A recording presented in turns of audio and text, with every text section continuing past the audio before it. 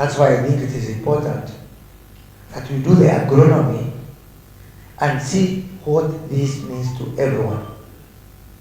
Volunteers na watu wa agriculture. What does it mean to the mkulima? County governments, once you set up the value chain and we have Libertex here to assist us, what does it mean to that industry? What does it mean to the person working there? So we need to unbundle this story. And finally, what does it mean to the country? How much are we importing in terms of this apparel from other countries? This year, we have, through the finance bill, we have established an export and investment promotion levy, which is sounding paradoxical, because people are telling me why not call it import levy. Mimi sitaki hiyo jina, najua wanataka hiyo ndio wanishtaki kwa WTO, so I'll continue to baptize it, jina ya baptism. And this levy is for discouraging imports of steel, furniture, paper, what else was there? Cement, clinker, things that we can make here. Because we have cotton now, please expect that in the next finance bill, I will put not less than 25% levy on imported apparel. I've said next finance bill, next year, I might introduce it even next week or any time now. Importing clothes should be a luxury. It should not be a necessity. But when I try to do this, and I'm never shy away from stating my mind, there is an uproar. And I agree with those people. I agree with the Tuba people. Because we've not given them an alternative. And what they keep telling me, I meet them a lot. The minute you give us affordable, locally made apparel, even as we are Kenyans, and even as we have children who want jobs, we will be the first one to support local manufacturing and local production. That's the message I get from the Tuba people. And that's why progressively as we do this, I'll also introduce the levy on imported apparel, so that becomes a wake-up call for you guys to do what you need to do to ensure that the value chain is working, so that people don't have to depend on imported apparel. I've really invested then. In a few years to come, if you don't give me a robust, working textile, cotton, textile, and apparel industry, I'll force you to come to my meetings naked for avoidance of doubt. Why? Because you have everything that it takes to turn around this industry, to turn around the fortunes of farmers. You are privileged people. You are privileged. Na mimi nawahurumia siku ya Kiyama. Utaulizwa wewe Juma Mkhwana, useme ndio Bwana. Wewe ndio ulinyang'anya watu kazi yao, ukafanya wende kwa mihadharati na bombe na kujinyonga, na ulikuwa na nafasi uende jehanamu. That is a faith that I with you. Yeah? All of you who are here, that is a faith that I with you. Because you are so privileged, my friends. Other people can only go to the Komba to buy what is there because they don't have the privilege that you have to make a difference. But you guys have that privilege. You guys are wonderful, high-sounding names. Principal Secretary, Chairman of Parastato, CEO of Parastato, CEC, Chief Officer. You know what wakubwa sana. Big people. And the Bible says, to those whom more is given, more is expected. So guys, we are dealing with a very serious issue here of fixing a broken system, a broken process, a broken social fabric, where we believe in impossibilities. And we have a big battle in this country to believe in possibilities and to make our people believe in the spirit of Azimio, inawezekana. Nyinyi mnasema haiwezekani. Haiwezekani kwamba tunaweza kujitosheleza kwa nguo peke yake. Sisemi ndege, asisemi rockets, asisemi vifaru, asisemi fighter jets. I'm talking about clothes, basic things which you can be able to do and to make ourselves. So let us not start by looking at this, oh, I'll give cotton seed. The issue is not cotton seed. The issue is not genuine. The issue is not how to organize these farmers. The issue is not running labor tax efficiently. That's for me is beyond the point. The issue is the measure of success, the key performance indicator. Let us wear our own apparel, grown from our own cotton, produced from our own industry, worked on by our own children, or you come for my meetings naked. That for me is a basic point. Everything we are doing is towards fixing that. And government is committed to support you. But I will support you by stick and by carrot. Carrot because we'll have a good time once we can be able to satisfy ourselves. And we'll do the right policies and the right funding, the right promotion to promote this industry. But if you don't do that, you'll apply the stick. And the first thing is the levy that I want to put on imported apparel without blinking an eyelid. Nilisema nitaweka December 1. Omwami, watu waliona kama ni mchezo. Sasa hivi wanalia kwa choo. So utalichapa, utalipeleka kwa magazeti, you do whatever you want to do. Lakini sipaduki. So this one I will also win. Hii ya local apparel, local cotton, local everything will win. I would rather we win through the good way. Tusikuwe kama watu wa chuma, who thought that we were joking. Tusikuwe kama watu wa simiti, who are now crying, they thought I was joking. Tusikuwe kama watu wa handball, who thought they could use their money to intimidate me. Let's just do it the right way. Bila vita. Let us do it amicably. The other day, not the other day, it's almost a year, when I was appointed, I called the stakeholders in the apparel industry. And they came. Because of the AGOA, out of the American market for apparel is $340 billion US. Out of which Africa is contributing 0.000 something %. China is having the lion's share. Despite the fact that we have many youths who have no jobs, Bangladesh is doing $50 billion for the apparel every year, with 5 million jobs. Sri Lanka is doing 500,000 jobs and $4.5 billion worth of export to AGOA, to US. Kenya is doing close to, I think now, who has the figures?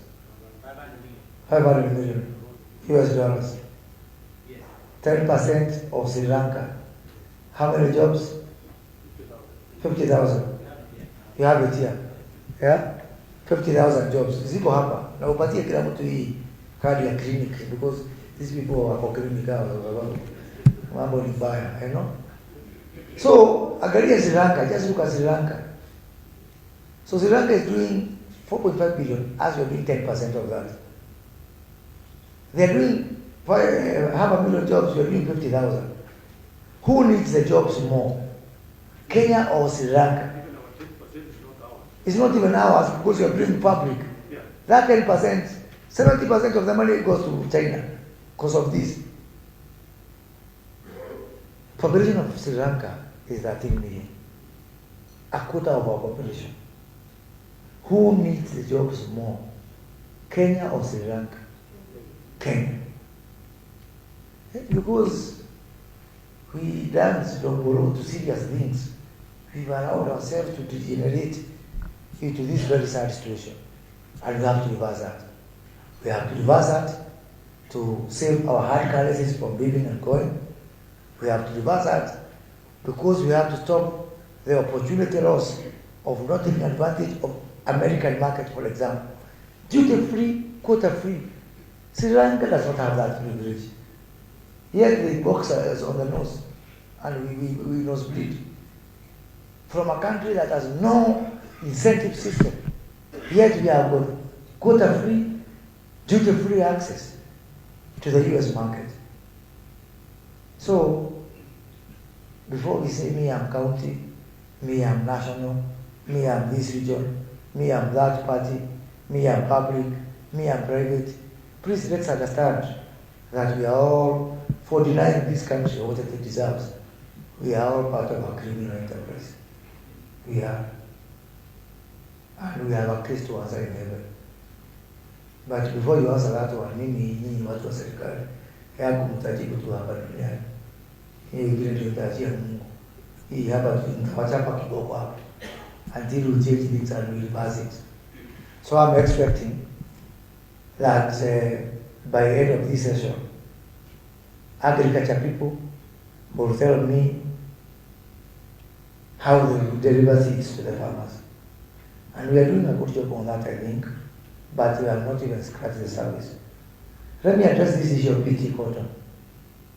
In my opinion, we should do BT cotton only for lack of options. Yeah? It should be the last resort. So it is good we are distributing. I was in Kuria on Friday distributing BT cotton. And deep inside, I was not very satisfied. Because next year, I need to go back to Busia to distribute another one because of non-generative nature of BT cotton.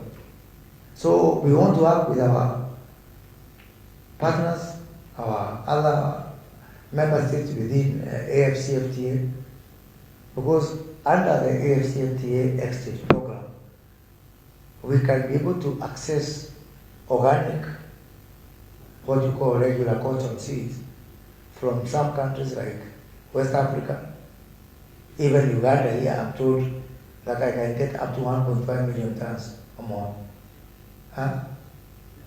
of organic non-BT. You know, imagine if every season our farmers have to buy seeds for potatoes, for those who are come from potato. But because of the degenerative nature of the seeds, we have never had a crisis of potato seedlings. So why can't we have the same for cotton? So think cotton, think potato. Yeah. Potato hata sio kama mahindi unaenda pale kwa Kenya Seed kununua mbegu. Potato from one harvest, you are self-sufficient to plant in the next without having to go to the shop. So we also don't want to burden our farmers. And that's why I want us to work parallel. As we work on BT cotton, and that's why I invited these people called Arise, and I want to ask Arise to organize for all these people to go to those countries, Benin, Togo, all these countries where they are self-sufficient on organic seed and see how it is done. But we have to do it, whether PT or otherwise, we have to start from somewhere. And I expect Carol and Alpha and all the other people, peers, let's get our act in order for both BT and organic cotton. But for us to do that, counties have to help us. They have to help us by coming up with your actual demand. How many acres are we going to put under cotton farming in this country, county by county? I don't know if we're COG people, that's the answer we want to have at the end of this session. I want to know, Busia, how many acres? Homa Bay, how many acres? Yeah, how many acres? Taita Navete, how many acres? Because you cannot cure a disease which you have not diagnosed. So let us not do guesswork. Let us be scientific and deliberate by coming up with the right quantities required, both for input and output. I don't even think we should have arguments of output, because we have got all the scientists and experts here who can tell us if you have 10 acres, this is how much you should produce. So we need to be standard and learn from each other. We need to have best practices and benchmarks so that we know that the productivity of our cotton is X. If you plant this on these acres, then this is what you get. Which brings me now to the next thing, which is ginning, and I think Piers has mentioned that. Once you have the right seeds, and once we have the right data to help us to make decisions and to make the right investment decisions, then now we come to the issue of ginning. I am advised by people who know better than me that you need 20,000 metric tons of output for return on investment on ginnery. So I'm looking forward to that computation, county by county, because my ministry is offering to set up on loan a ginnery for every qualifying county. Yeah? Qualifying means you will have the quantities that are sufficient to support a ginning operation. That's how seriously we're taking it. Busia, I was in Busia on Friday, and I challenged the governor of Busia. I don't know if CSC for trade for Busia is here. Yeah, you remember what you agreed, my brother? Yeah? You form a state corporation, a county corporation. Because also, my preferred route for ginning is not cooperative societies. Cooperative societies are supposed to be for primary production. But something like ginning needs to have a commercial, well-managed business unit. That's why for me I'm preparing a company. That company can be owned by the county government. I've said that my ministry through Kenya Development Corporation is willing to be in joint venture with you, so that there's something in English which we say, everybody's job becomes nobody's job. So I don't want this to be everybody's job, because it will end up becoming nobody's job. So once we form what we agreed with Governor Otoma to have the Busia Cotton Corporation, then Busia Cotton Corporation will come to the Kenya Development Corporation and we get a loan. We have got a facility from India, and we bring through that facility a ginning operation in Busia. And that now is the beginning of that journey whereby now Rivertex can have a feeder system from all these ginneries coming from all over. And because it's a loan, it's money that has to be repaid, then we have to operate efficiently. I don't want to report a repeat of sugar industry. So we need to operate this sector, this value chain, profitably, sustainably. This cannot be just a government operation. It has to make business and commercial sense. And you know, before, we didn't even know where to put the ginnery. Busia. Where are we going to put ginnery in Busia? They have one in Rwanda. I think there was an old one in Nambale and Thailand. So the issue is, we are now going to move it to Nasewa. Because now, this is another tragedy we've been having in this country. There is no known address for industry, for business. But now in every county, because either of our EPZ, Special Economic Zone, but most important, the County Aggregation and Industrial Park. If I go to Taita Taveta and I put a ginnery, I know very well it's in the CAIP. It's in the County Aggregation and Industrial Park in Taita Taveta. So that's a better controlled environment from which I can be able to offer support. Once you reach 20,000 metric tons CII, I know now in the CAIP of CII, I can put the ginnery there, managed by CII Cotton Corporation, with a CEO and a board, semi-autonomous company or business unit. So we need not to do the right things, but we need to have the structures to enable us to do this right. And why should we get it right? Because we cannot afford to get it wrong. Because we have wasted so much time over the last 50, 60 years that there is barely any time to breathe or any time to waste.